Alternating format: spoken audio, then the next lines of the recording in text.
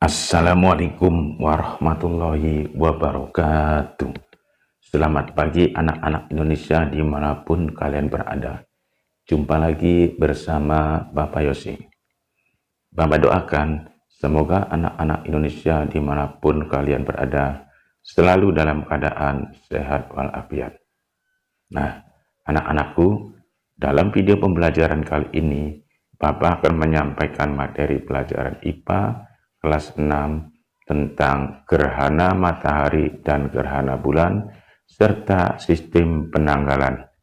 Nah, anak-anakku, silakan kalian simak dan perhatikan video berikut ini. Gerhana adalah tidak terlihatnya suatu benda langit dari bumi karena tertutupi oleh bayangan benda langit lain. Gerhana bulan hanya mungkin terjadi pada malam hari ketika bulan purnama.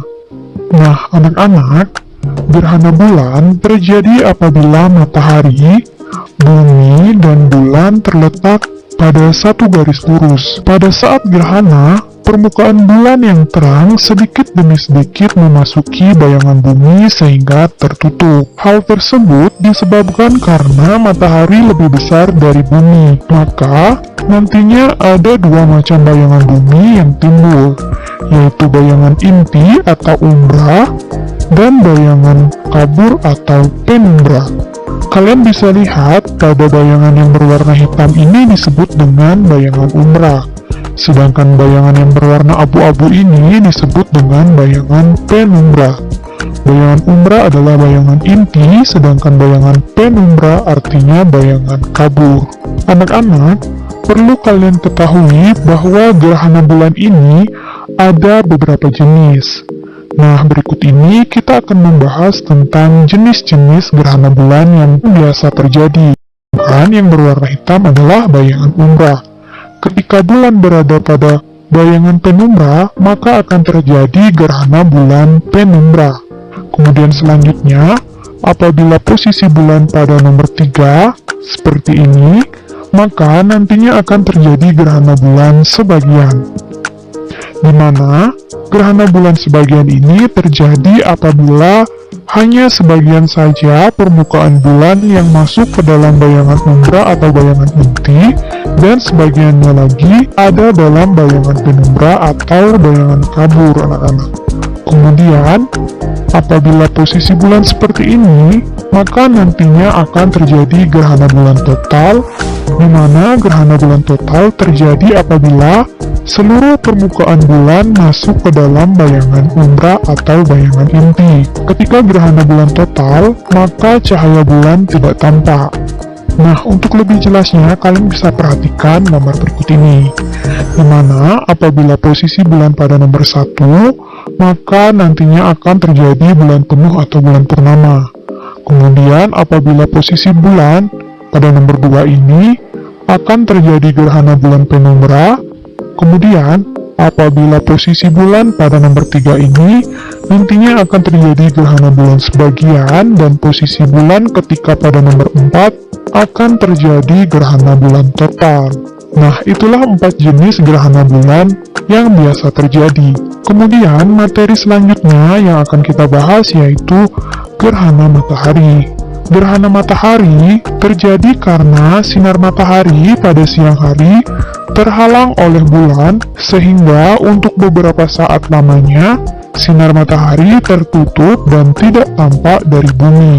Gerhana matahari terjadi apabila matahari, bulan, dan juga bumi berada pada satu garis lurus, dan bayangan bulan akan mengenai bumi. Jadi jelas perbedaan antara gerhana matahari dan gerhana bulan ya anak-anak. Jika gerhana bulan, posisi matahari, bumi, dan bulan berada pada satu garis lurus, sedangkan pada gerhana matahari, yaitu posisi antara matahari, bulan, dan bumi berada pada satu garis lurus. Jadi perbedaannya adalah posisi antara bumi dan bulan. Anak-anak, perlu kalian ketahui bahwa gerhana matahari ini ada beberapa jenis. Nah, apa saja jenisnya? Mari kita bahas satu persatu.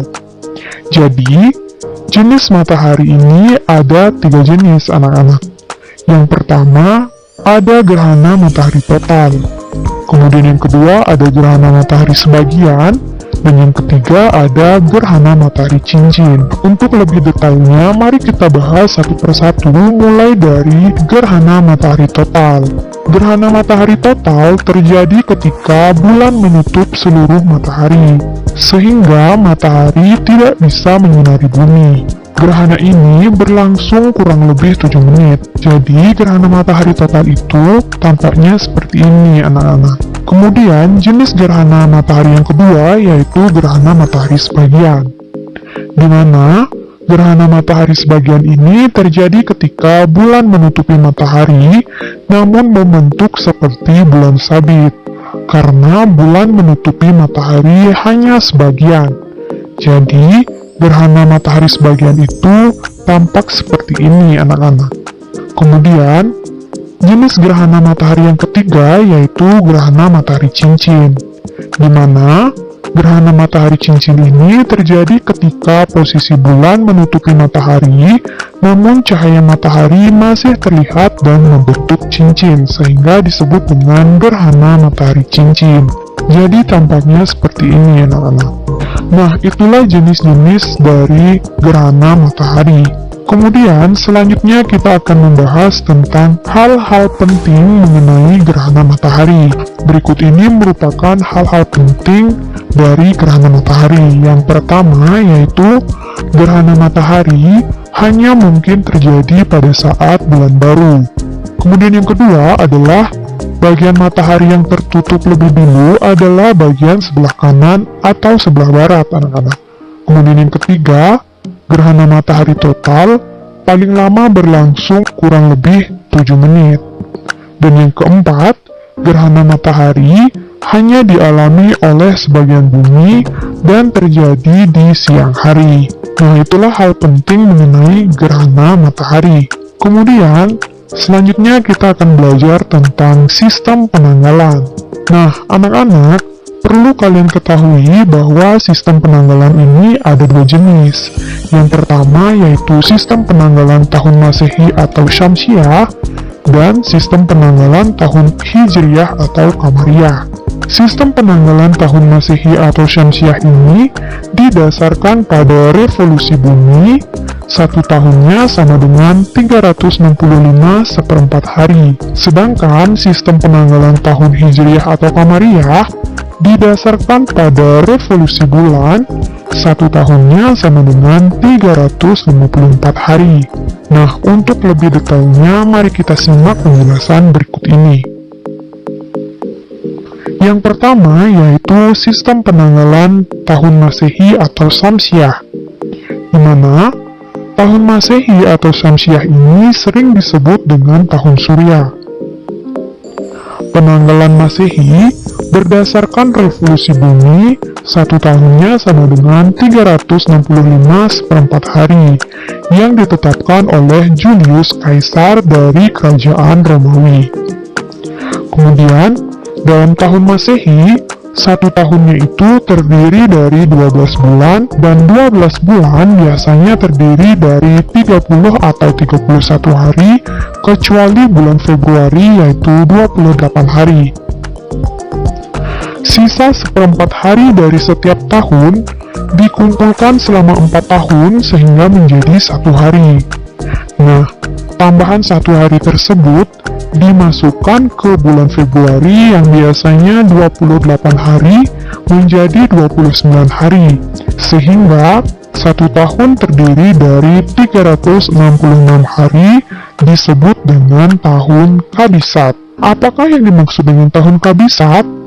Tahun Kabisat adalah tahun yang habis dibagi 4. Misalnya tahun 2000, 2004, 2008, 2012, 2016, 2020, dan seterusnya. Nah, hal ini ditetapkan oleh Julius Kaisar. Berikut ini merupakan nama-nama bulan pada tahun Masehi, di mana ada bulan Januari, Februari, Maret, April, Mei, Juni, Juli, Agustus, September, Oktober, November, dan Desember. Kemudian selanjutnya kita akan membahas tentang sistem penanggalan Hijriyah atau Qamariyah. Sistem penanggalan Hijriyah atau Qamariyah berdasarkan revolusi bulan 29,5 hari. Bulan mengelilingi bumi sebanyak 12 kali. Dengan demikian, satu kali bulan berevolusi lamanya 354 atau 355 hari. Nah, berikut ini merupakan nama-nama bulan pada tahun Hijriyah atau Qamariyah. Nah, yang pertama ada bulan Muharram, yang kedua ada Safar, yang ketiga ada Rabiul Awal, yang keempat ada Rabiul Akhir, kemudian yang kelima ada Jumadil Awal, kemudian yang keenam ada Jumadil Akhir, kemudian selanjutnya ada Rajab, kemudian ada Sya'ban, kemudian Ramadan, kemudian ada Syawal, kemudian ada Zulkaidah, dan yang terakhir ada Zulhijjah. Nah, sistem penanggalan Hijriyah biasanya digunakan untuk memperingati hari besar agama Islam, seperti Idul Fitri yang dirayakan setiap tanggal 1 Syawal, dan Idul Adha diperingati setiap tanggal 10 Zulhijjah.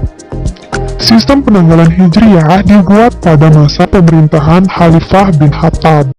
Nah, anak-anak, demikianlah materi video pembelajaran kali ini. Mudah-mudahan bermanfaat untuk kalian semua. Selamat belajar dan tetap semangat. Terima kasih.